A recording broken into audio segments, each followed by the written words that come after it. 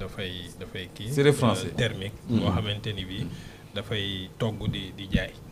maintenant sur cette question là aussi je pense que il est important ñu wax ci benn mbir mooy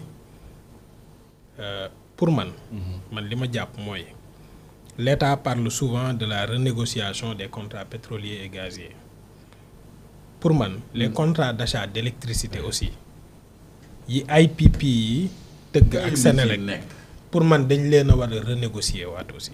est-ce que duñ ko auditer ba pare doo nga xam lu ñuy négocier est-ce que duñ ko auditer ba pare. waaw loolu Clédor buñ ko auditer. loolu Clédor moo ko wax xam nga ay contrat yoo xamante ni bi dañ ko xaatim.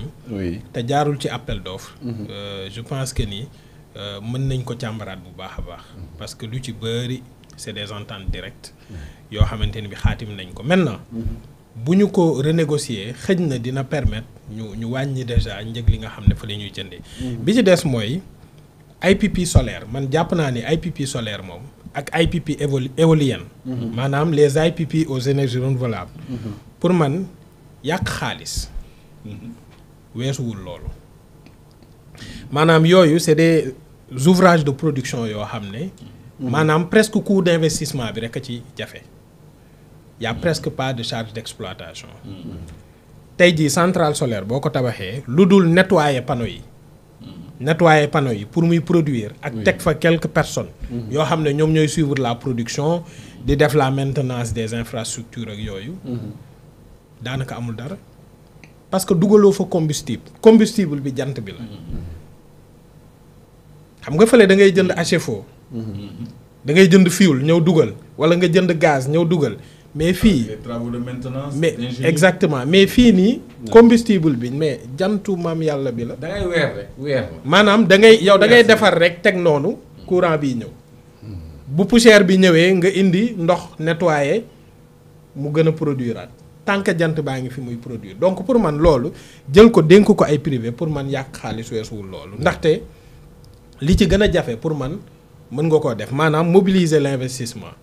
tey jii une centrale de 30 mégawatts coûte à peu près 30 milliards. mais Sénégal ñàkkul 30 milliards yu mu defaree centrale de 30 mégawatts. donc pour man les IPP aux énergies renouvelables moom pour man yàq xaalis weesuwul loolu. pareil pour les éoliennes aussi da ngay ñëw teg éoliennes yi jant bi di ko. ngelaw li di ko tur. maanaam indiloo ko comme indiloo ko dara suñu ngelaw.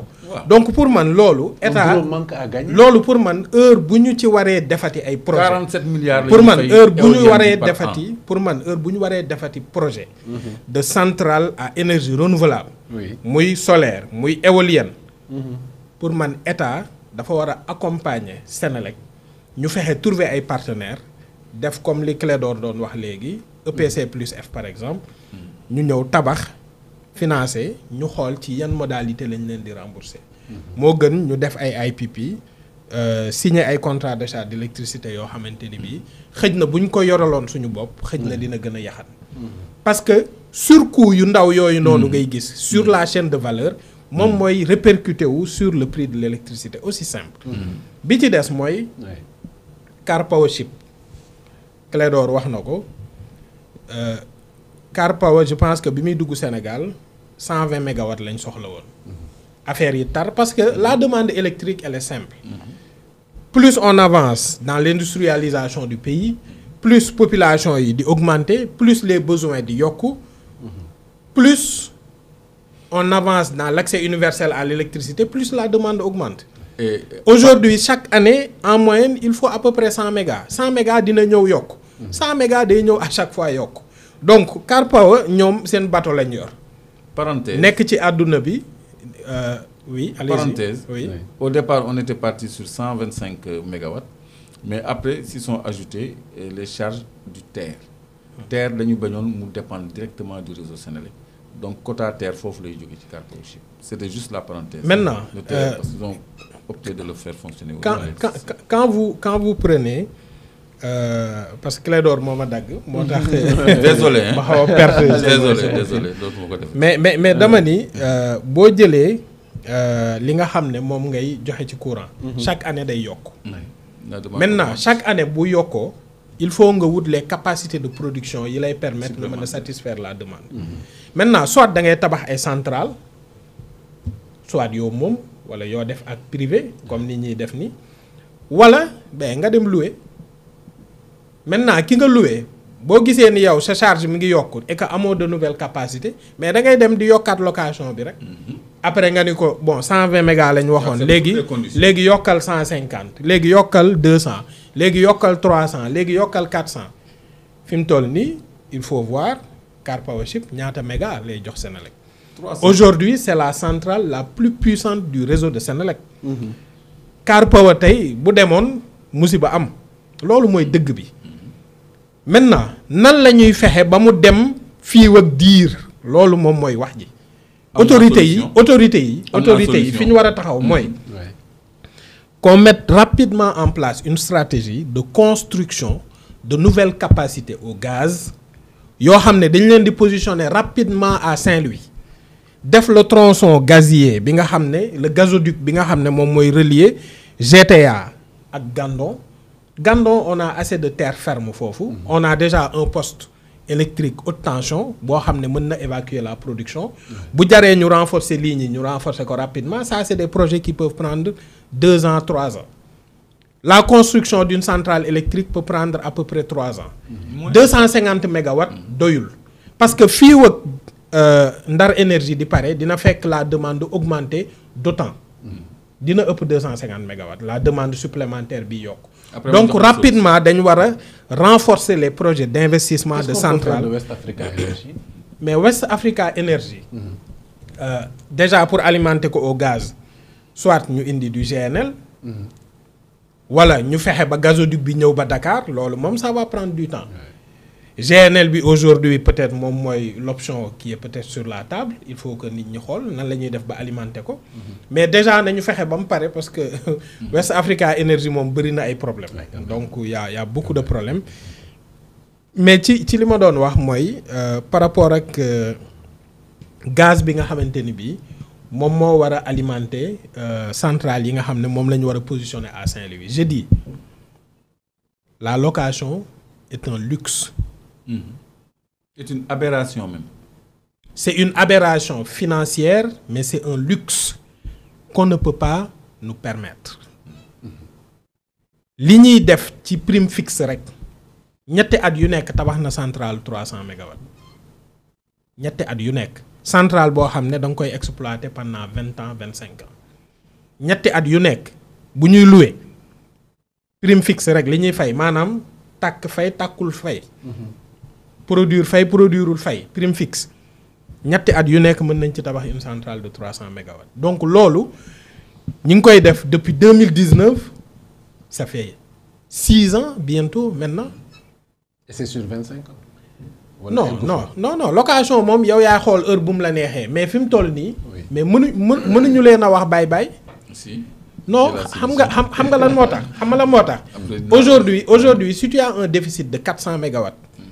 Sur ton parc de production. Bon, ils sont à 300 quand même. Oui, non, je dis, d'ici 2025, je dis, la demande électrique, ça évolue très rapidement. On est en 2025. Oui, je dis, on est en 2025, mais on est au début de l'année.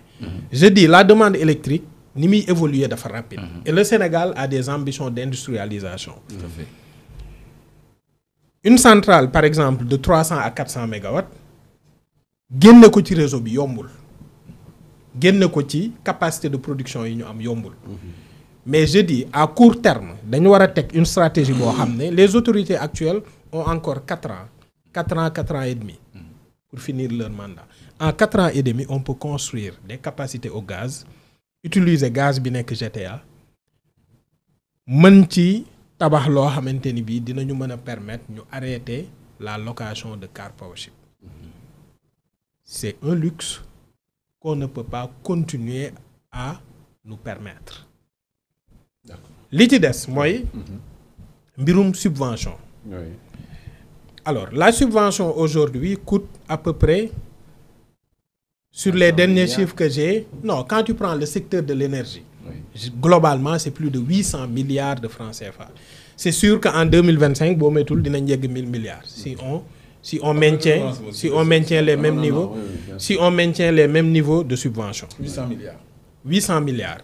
xam naa ni bu ñu maintenir subvention bi demande bi continuer di augmenter dinañ yegg 1000 milliards. C'est à peu près le 5e du budget. 800 milliards, c'est le montant de la subvention. Énergie, je parle C'est pas le coût waxuma de électricité. production. Non, waxuma électricité. Je parle du secteur de l'énergie. Globalement. Boo jëlee carburant yi jël électricité, on est autour de 800 milliards de subventions. Loolu dafa 10 pour gafaga réew mi. Bu ñu yeggee 1000 milliards dina jege 1/5 du budget. Loolu aussi loo xam ne la il faut que ñu teg ko sur la table. Quelle doit être aujourd'hui la stratégie de l'État par rapport à ces subventions-là?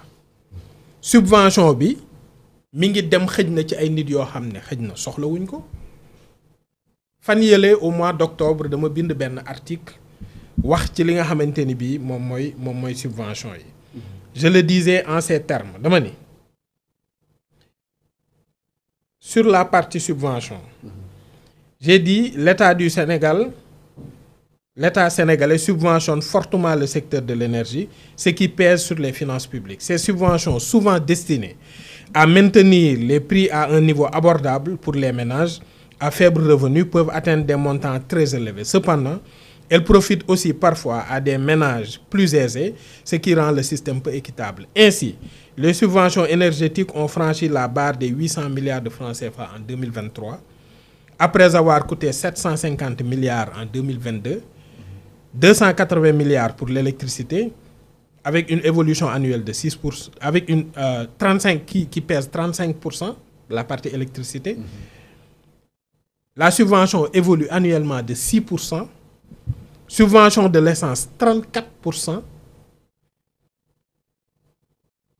Politique tarifaire dans le secteur de l'énergie, donc nécessité d'une réforme tarifaire. Ça, c'est un article que j'ai écrit, qui est disponible sur LinkedIn et sur ma page Facebook, pour dire que l'État dafa war a def taxaw seetlu ci subvention yi. ñu xool nan la ñuy fexe ba gën a optimiser les subventions, orienter ko pour avoir une meilleure efficacité de la subvention. Man waxuma bu ñu subventionné nit ñi de. Mais amaana subvention bi ñu ngi koy jox koo xam soxlawu ko. Koo xam ne par exemple dafa am salaire u 5 millions wala ko am salaire u 10 millions. Est-ce que soxla na état subventionnel ko carburant bi muy def ci oto boo xam ne mi ngi ko jëndee 80 millions. Mais loolu noo koy xamee. C'est toute la question. C'est toute la question. Aujourd'hui, toute la question tourne autour du ciblage. Comment on va faire pour cibler ñi nga xam ne ñoom ñoo soxla subvention bi dëgg. Je pense que le ministre de l'énergie mi ngi ci di ci liggéey. C'est sûr que parce que loolu rek la ñu am parce que aujourd'hui si tu vas agir sur la chaîne de valeur loolu kese la. Soit da ngay continuer di subventionner wala nga wàññi subvention bi wala nga gën a cibler subvention bi. Maintenant, comment cibler les ayants droit et éliminer ce qu'on appelle les passagers clandestins? C'est ça le fond du problème. Il faut que les équipes du ministère en charge de l'énergie, en rapport avec les acteurs du secteur, ñu toog xool nan la ñuy fexe ba mën a orienter les subventions de sorte à ce que ça soit efficace. D'accord. Merci beaucoup. Merci infiniment. Thierno, am na solo lool. Clédor nee na Carpoship mënuñu ko libérer pour le moment. Am nga ci solution lan la. Je veux commencer par là où il a terminé. Oui. Pour mu gën a yomb suivre ci ñuy déglu. D'accord. Parce que su ma jógee ci Carpoship ñëw wax ci subvention yi.